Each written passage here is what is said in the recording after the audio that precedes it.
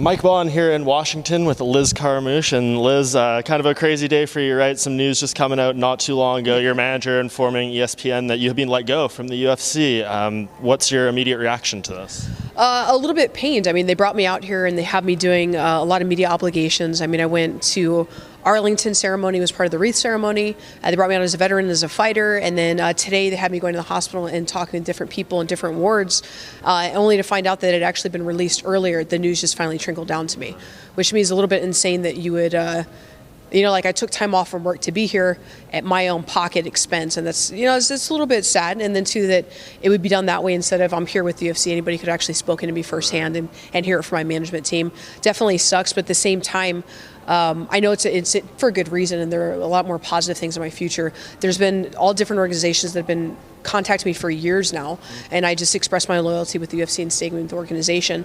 So now I can actually be a free agent and kind of just see what the best opportunity is, who's going to have the best fighters, and really I'm looking forward to at least that aspect of it. Yeah, and I mean, fighters get let go from the UFC all the time. Like that is nothing new in that sense, but you're obviously just coming off a championship fight. Mm-hmm. You were the first female fighter to ever step in the octagon. Is that what makes it all the more surprising, just given the timing, I guess? Yeah, it is really surprising, but I mean, the other thing too is I maybe get 2 fights a year if I'm lucky, and I stay healthy, and I've been healthy since my fight in September, and in contacting them constantly like, hey, can I please get another fight?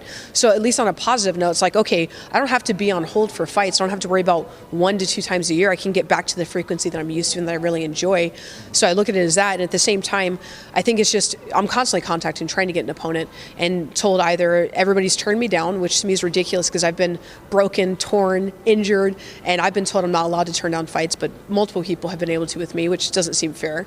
But they keep bringing in people from different organizations that they're hoping they're going to build up, and I just keep knocking them down.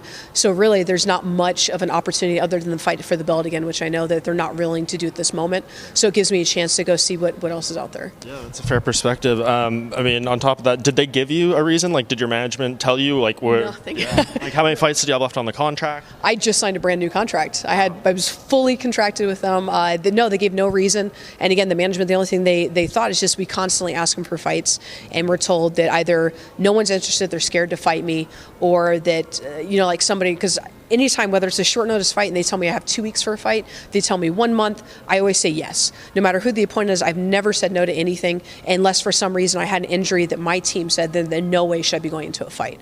That's the only opportunity. I mean, plenty of times opponents have pulled out on me and I've never once complained about it. I've never once questioned it. I've never once said no to an opponent.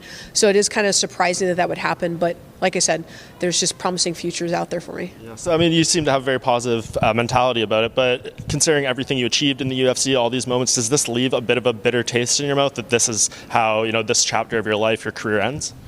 Yeah, like I said, just in the way that they brought me out for this whole week as obligations to them to do things on their part. Like I said, taking time off of work, and especially in the holiday season, like I have a 4-year-old at home and my wife's at home. I love to be spending it with them, and especially saving up as much money to spoil them for Christmas, and to take a week off from that definitely sucks and is kind of a setback, and to be done this way is definitely not a great taste. But like I said, most of my experience with the UFC has been nothing but fantastic, and most of the staff experiences that I have is always positive, and it certainly is with all the organizations. That's good, and like you said, onward and upward. Do you have any ideas what could be next? I know your very good friend Olile McFarlane is killing it in Bellator.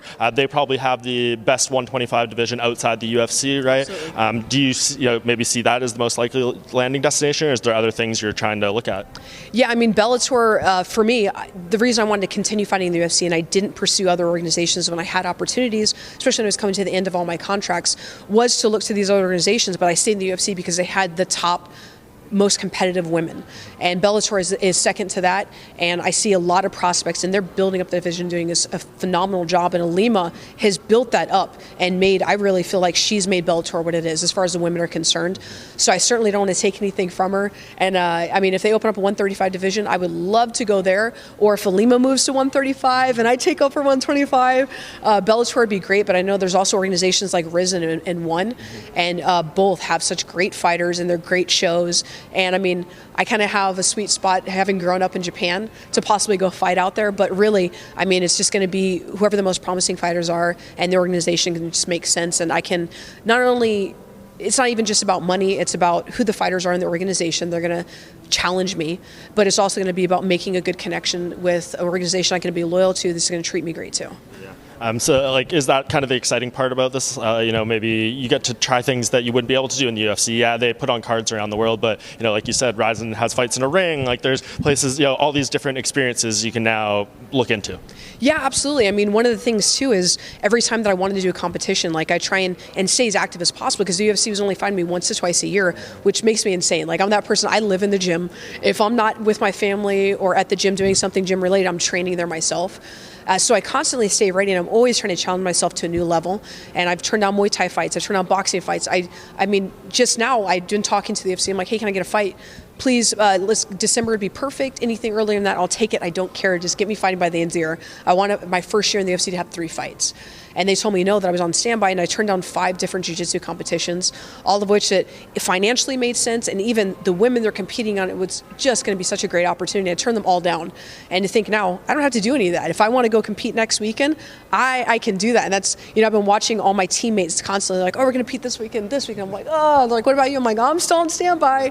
And I don't have to turn any of those down. So that's great to know that I can keep growing and evolving in every aspect that involves MMA and all the sports, and just to challenge myself and see what's out there. So safe to say you're looking to get something done as soon as possible so you can fight as soon as possible. It's safe to say that I'll be signing up for the tournaments that are back home that I said no to. I'll be competing next weekend. Well, fair enough. I think I can speak for a lot of us in the MMA community. I think you got done a little bit dirty here by the UFC, but it seems like you're handling it about as well as you possibly could. So, props to you for that, and really appreciate you talking to me about this. And thank you so much.